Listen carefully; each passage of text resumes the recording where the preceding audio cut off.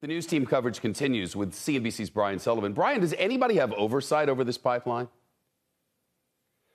Well, a lot of oversight generally, Shep, but you're not going to believe this, or maybe you will. Much of the cybersecurity oversight for the nation's pipelines, including the Colonial, is done by the TSA. Yes, the TSA, the same folks that check our IDs at the airport, and they have not gotten high marks even before this.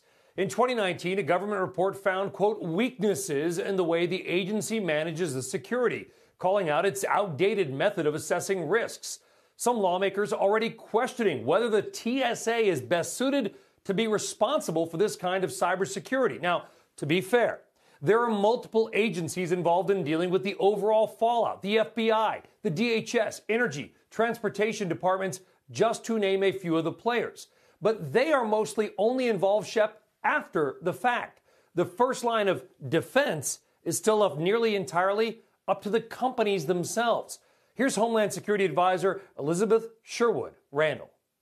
When those companies are attacked, they serve as the first line of defense, and we depend on the effectiveness of their defenses. Because the reality is 85% of America's critical infrastructure is owned by private companies, and the regulations are severely limited. In other words, companies are not required to adopt any standards for the government on cybersecurity. The head of the Federal Energy Regulatory Commission says it is time for that to change. Quote, simply encouraging pipelines to voluntarily adopt best practices is an inadequate response. Shep, think of the massive grid failure in Texas recently. Companies were strongly recommended with harshly worded letters to weatherize their systems, but they were not forced to do that.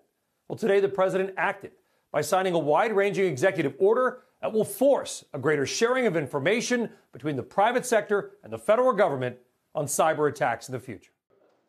Shepard Smith here. Thanks for watching CNBC on YouTube.